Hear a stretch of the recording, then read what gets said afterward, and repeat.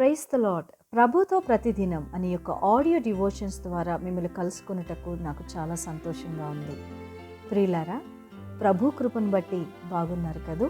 ఈరోజు అంశము ఆత్మ జీవింప చేయుచున్నది. లేఖన భాగము యోహాను రాసిన సువార్త 6వ అధ్యాయం 63వ వచనం. ఆత్మయే జీవింప చేయుచున్నది, శరీరం కేవలము నిష్ప్రయోజనం.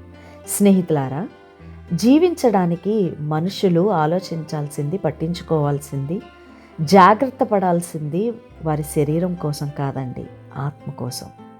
ఎందుకనంటే వాక్యం సెలవిస్తుంది, ఆత్మయే జీవింప చేయుచున్నది, కేవలము శరీరము నిష్ప్రయోజనమని. నిష్ప్రయోజనమైన ఈ శరీరం గురించి ఎన్నో జాగ్రత్తలు మనము ప్రతిరోజు తీసుకుంటూ ఉంటాం కదా. కానీ ఎంత జాగ్రత్తలు తీసుకున్నా మట్టిలో కలిసిపోకుండా కాపాడుకోలేం కదా. శరీరం గురించిన జాగ్రత్తలు తీసుకోవడంలో తప్పులేదు, కానీ ఆత్మను అస్సలు నిర్లక్ష్యం చేయకూడదండి. ఆత్మను గురించిన జాగ్రత్తలు తీసుకోపోతే ఆత్మ నరకానికి వెళ్ళిపోతుంది. దేవుని వాక్యాన్ని ప్రతిదినం చదవాలి. దేవుని వాక్యాన్ని మన హృదయంలో దాచుకోవాలి. దేవుని వాక్యానుసారంగా మనము జీవించాలి.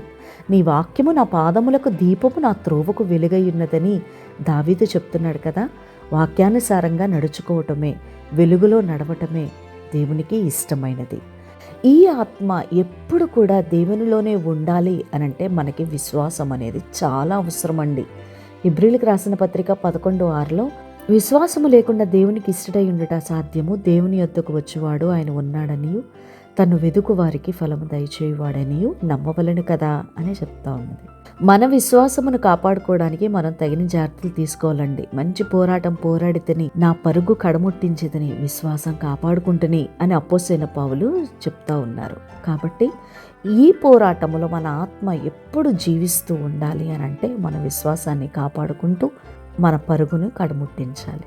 ప్రార్థన. మహాపరిశుద్ధుడు అయిన దేవా, ఈ లోకంలో ఉన్నంత కాలము కూడా అయ్యా తండ్రి, నీ వాక్యాన్ని నిర్లక్ష్యం చేయకుండా నీ వైపు చూస్తూ నడుస్తూ అయ్యా నీకు ఇష్టమైన మార్గములు నడుచున్నట్లు కృపను అనుగ్రహించమని అడుగుతూ యేసుక్రీస్తు అతి పరిశుద్ధ నామమున వేడుకొంచున్నాము తండ్రి. ఆమేన్.